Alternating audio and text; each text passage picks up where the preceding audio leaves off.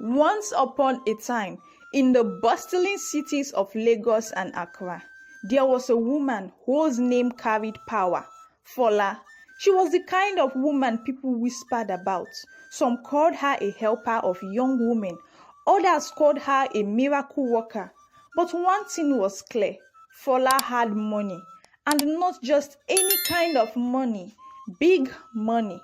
She owned a mansion in Banana Island, Lagos, where only the richest people lived. In Accra, she had another mansion right in the heart of the city.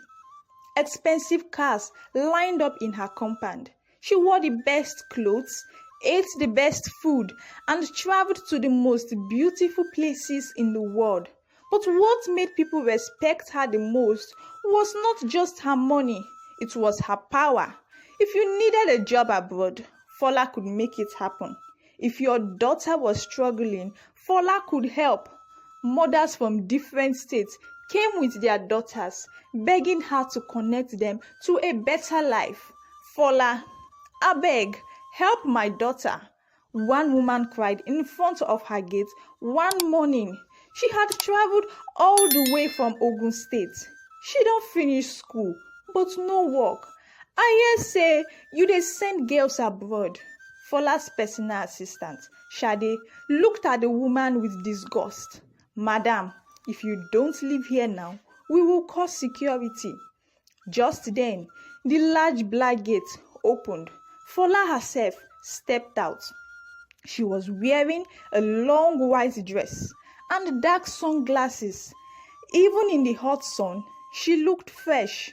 She smiled at the woman. Let her in. The woman rushed forward, holding her daughter's hand. God will bless you, ma, she cried. Fola looked at the young girl up and down. She was about 20 years old, slim and beautiful. Perfect. She smiled. What's your name? Amina, ma. Don't worry, Amina, Fola said, placing a gentle hand on her shoulder. Your life is about to change. The girl's eyes lit up with hope. She had no idea what was coming. Fola's house was like a palace. Everything was beautiful. The girls who lived there had everything they wanted. Fine clothes, expensive hair, designer bags, luxury cars. If you saw them, you would think they were the luckiest women alive. But there was one strange thing about them. Every year, they got pregnant. And every year, they had no babies to show for it. If anyone asked, they always said the same thing. The baby didn't survive. Some of them even smiled as they said it, as if they didn't bother them. One day, Tosin, one of the girls, was sitting in the mansion's garden with her best friend, Emily. They were drinking fresh juice and laughing about something. When Emily suddenly went quiet, Tosin noticed. What is it? Emily looked around to make sure no one was listening. Then she whispered, Tosin, have you ever wondered where our babies go? Tosin's smile faded. What do you mean? I mean, Emily continued, looking scared. Every year we get pregnant. Every year we give birth. But where are our babies? Why is it that not even one of us has ever held our child in our arms? Tosin shifted uncomfortably. Emily, don't ask questions you don't want answers to. But don't you think it's strange? Emily insisted. How is it possible that every single baby in this house dies? Not even one survives. Tosin clenched her glass tightly. We took an oath, Emily, she said in a low voice. We are not supposed to talk about it. Emily shook her head. I don't care about that oath anymore. I need to know the truth. Tosin swallowed hard. She too had wondered about it for years.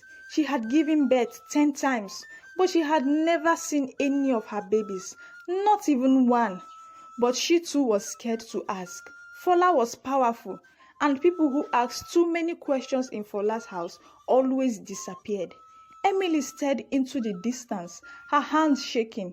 She had a bad feeling something wasn't right, and soon she was going to find out the truth. Emily couldn't sleep that night. She kept thinking about what she had told Tosin. Where did all the babies go? She turned to the other side of the bed, but her heart was restless. She had to know the truth. The next morning, she decided to talk to an older girl, Amaka. Amaka had been with Fola the longest. If anyone knew something, it was her.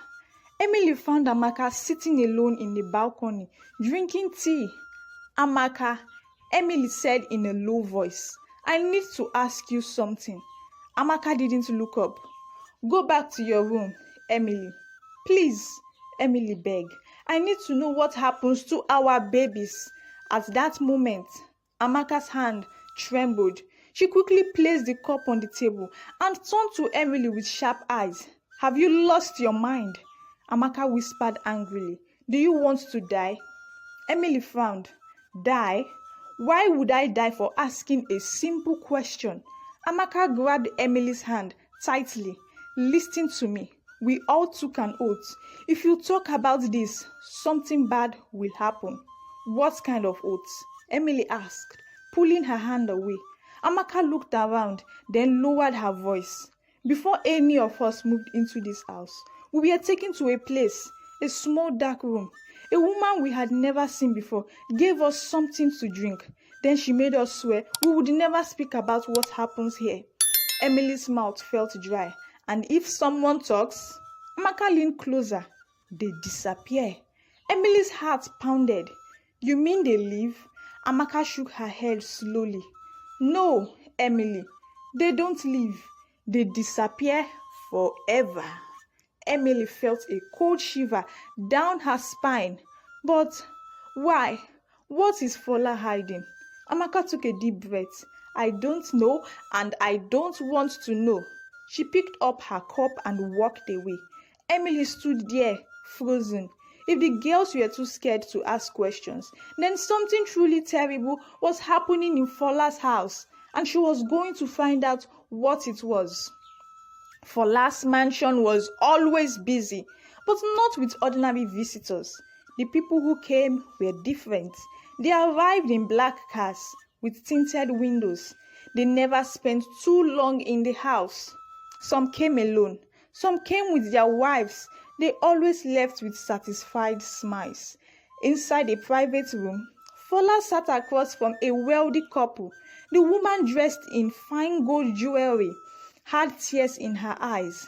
Madam Fola, she said, her voice shaking, we have tried for years. No child. The doctors say we can't have one. Fola smiled warmly. Do not worry, my dear. You have come to the right place. The man sitting next to the woman cleared his throat. We don't want stress. We don't want to wait. We just want a baby. Fola folded her hands on the table. That is exactly what I provide. She picked up a file and placed it in front of them. A male baby costs $10,000. A female baby is $12,000. The couple exchanged looks. The woman nodded. The man pulled out his checkbook. Fola smiled. Another deal closed. As the couple left, Fola's assistant, Shade, entered the room. Madam, that white man from America is on the phone again. He wants twins this time. Fola chuckled. Twins? She leaned back in her chair. Tell him it will cost more. Shade nodded and walked out. Fola sighed happily. Business was good. The girls thought their babies were dead. But in reality, their children were living in the arms of strangers. But Fola had one rule. None of the girls could ever know the truth. And if anyone got too curious, she knew exactly what to do. Mama Tosin sat on a small wooden stool outside her house, watching the road.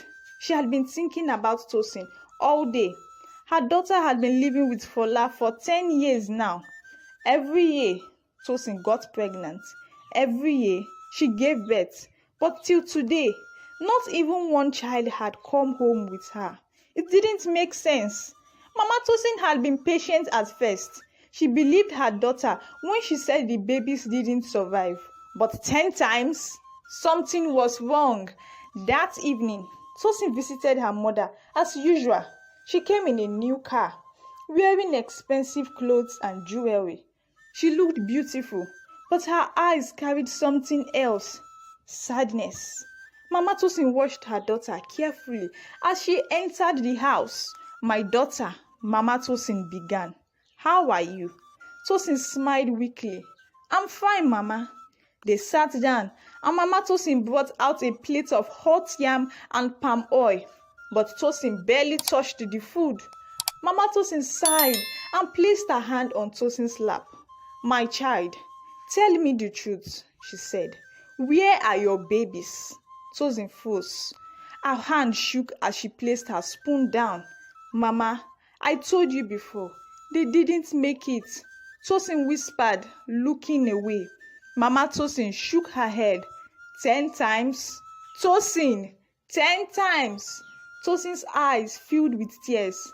"Mama, please, don't ask me this question." Mama Tosin's voice became firm. "You are my only daughter. I have been quiet for too long. Something is not right, and I will find out what it is." Tosin suddenly stood up, wiping her tears. "Mama, I have to go." Mama Tosin grabbed her wrist. "You are not leaving until you tell me the truth." Tosin put her hand away. "I can't, Mama, I can't." She cried and ran out of the house. Mama Tosin watched as her daughter drove away, tears rolling down her own face. She knew Tosin was hiding something, and she was going to find out what it was, with or without her help. The next morning, Mama Tosin wrapped her scarf tightly around her head and set out on a journey. She had heard of a powerful herbalist, Baba Ibeji, a man who could reveal hidden things. She took a piece of Tosin's old wrapper, tucked it under her arm, and walked deep into the village. When she arrived at Baba Ibeji's shrine, she met him sitting outside, his eyes closed, humming an old song. "Baba Ibeji," she called softly. The old man opened his eyes and looked at her. "Who seeks the truth?" Mama Tosin bent slightly. "It is me, Baba. My heart is heavy." He nodded and pointed to a small stool. "Sit, woman." She sat down and placed Tosin's wrapper in front of him. "Baba, my daughter has given birth 10 times, but I have never seen even one child. She says they all died, but my spirit tells me something is wrong." Baba Ibeji picked up the wrapper and rubbed it between his fingers. He reached for his cowries, closed his eyes, and blew on them. Then he threw them on the ground. For a moment, he stared at them. Then he shook his head. "Mama Tosin," Baba Ibeji said, his voice low and deep, "your daughter's children are alive." Mama Tosin's body went stiff. "What?" she whispered. Baba Ibeji nodded. "But they are not hers anymore." Tears filled Mama Tosin's eyes. "Where are they?" she cried. Baba Ibeji looked into her eyes. "They have been taken, sold like goods to people with money." Mama Tosin's hands trembled. "Sold?" Baba Ibeji nodded again. "The one your daughter serves, she is not who she claims to be." Mama Tosin covered her mouth with her hands. Fola, the woman everyone respected, the woman mothers trusted with their daughters, a woman who was selling babies like market goods. Her stomach turned. She had to save Tosin before it was too late. Mama Tosin gripped the edge of her wrapper tightly. Her whole body was shaking. She stared at Baba Ibeji, hoping she had heard wrong. "Baba, what do you mean my grandchildren are alive?" The old man looked at her with tired eyes. "They were taken from your daughter the moment they were born," he said. "A powerful woman has sold them to people far away." Mama Tosin felt like the ground had opened under her feet. No, this cannot be," she cried. "Tosin told me they died." Baba Ibeji shook his head. She only told you what she was forced to believe. Your daughter is trapped. Mama Tosin, she is in great danger. Tears streamed down Mama Tosin's face. She clutched her chest, breathing heavily. I knew something was wrong. I knew it. She wiped her face quickly. Baba, tell me what to do. How do I save my daughter? Baba Ibeji threw the cowries again, watching them carefully. He sighed deeply. You must act fast. The woman who holds your daughter is powerful. If she suspects anything, she will not let her go easily. Mama Tosin's heart pounded faster. I will not let Fola destroy my daughter. I will save Tosin. Baba Ibeji picked up a small bottle from beside him. Take this. Rub it on her hands before you speak. It will weaken the power of the oath she swore. Mama Tosin grabbed the bottle with shaking hands. She stood up quickly. Thank you, Baba. The old man nodded. Go, woman. Time is running out. Mama Tosin turned and ran as fast as her legs could carry her.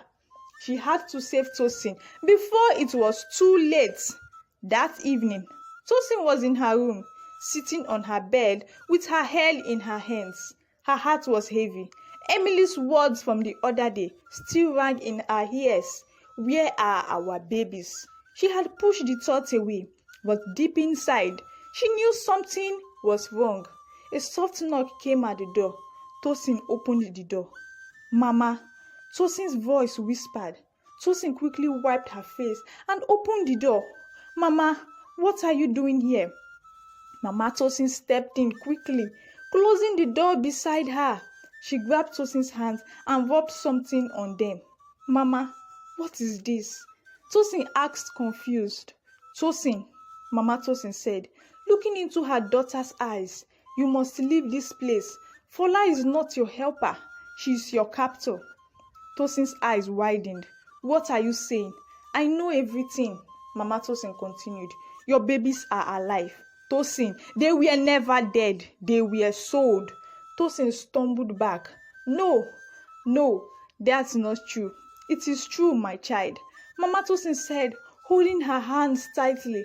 Baba Ibeji told me everything. You must run before Fola finds out. I know the truth. Just then, a voice came from the corner of the room. You want to run? Tosin and Mama Tosin turned sharply. Emily stood in the shadows, her eyes filled with fear. I heard everything, she whispered. Tosin, if we try to escape, something bad will happen to us. Tosin was breathing hard now. Emily, our babies, they are alive. Emily shook her head. How do we even live? Fola watches everything. She has people everywhere. Mama Tosin stepped forward.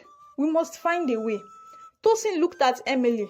For the first time in years, she saw the same fear in her friend's eyes that she had in her own heart. She turned to her mother. Mama, help us. We have to escape. Mama Tosin nodded. Tomorrow night, when the house is quiet, be ready. We are leaving this place for good. Tosin and Emily held their breath. If Fola found out, they were as good as dead. That night, the house was quiet. Tosin and Emily sat on Tosin's bed, holding hands tightly. Mama Tosin had told them to be ready, but their hearts were heavy with fear. Then, suddenly, bang! The door flew open. 4 of Fola's guards stepped in. Their faces dark and serious. Tosin and Emily jumped to their feet. What's going on? Tosin asked, her voice shaking. Then, Fola walked in, wearing a long red dress, her heels clicking against the floor. She folded her hands and smiled coldly. Where do you think you are going? Tosin and Emily froze. Fola walked slowly towards them. No one leaves unless I say so, she said in a calm but deadly voice. Emily's body trembled. Madam, we were not. Shh. Fola placed a finger on her lips. Do not lie to me. She turned to Tosin, her smile fading. You took an oath. Remember, you swore never to ask questions. never to run. Tosin's hands turned cold. Fola leaned closer, her voice dropping. You know what happens to those who break the oath, right? Tosin shut her eyes tightly, trying to push away the memory of other girls who had disappeared overnight. No one ever spoke of them again. Mama Tosin suddenly stepped forward. I will not let you take my daughter's life away, she shouted. Fola turned to her, amused. Oh, and what will you do? Mama Tosin's hand balled into fists. I will fight for my daughter. Fola laughed lightly. You are a small woman standing before a mighty tree. If you shake it too much, it will fall on you. Mama Tosin did not move. She only stared at Fola with strong, determined eyes. Fola snapped her fingers and the guards stepped forward. Make sure they did not leave this house, Fola said coldly. Then she turned and walked out of the room. The guards shut the door behind her, locking it from inside. Tosin and Emily sat back down, their bodies weak with fear. Mama Tosin touched Tosin's face. We will still live, she whispered, even if I have to fight with my last breath. Midnight, the house was silent. The girls were still outside Tosin's room, making sure no one left. But Mama Tosin had another plan. While the guards watched Tosin and Emily's door, she quietly sneaked into the hallway. Her heart pounded, but she kept moving. She had to find proof of Fola's evil. She tiptoed past Fola's bedroom and saw a small door at the end of the hall. She pushed it gently. It was locked. Mama Tosin looked around, then bent down and pulled out a small pin from her wrapper. With shaking hands, she pushed the pin into the keyhole and twisted it. Click! The door opened. She stepped inside and closed the door behind her. What she saw made her legs weak. Baby clothes were hanging neatly on a line. Small feeding bottles were arranged on a shelf. Files were stacked on a table with different names written on them. Mama Tosin's hand shook as she picked one of the files and opened it. Inside was a picture of a newborn baby. Next to it, she saw a name. It was a name she knew. Tosin's first child. Tears filled her eyes. She grabbed another file. Another baby. Another name. Emily's child. Her head spun. So many babies. So many mothers who had no idea their children were alive, living with strangers. Mama Tosin covered her mouth to stop herself from crying out. Then she heard footsteps. She turned slowly. Fola stood at the door, smiling dangerously. You should not have come here, Mama Tosin, she said in a quiet voice. Mama Tosin clutched the files to her chest, her body shaking. Fola stepped forward. Now, what do we do with you? Thank you for watching. This is a story every mother and daughter should watch. Make sure you subscribe and note that I love my fans.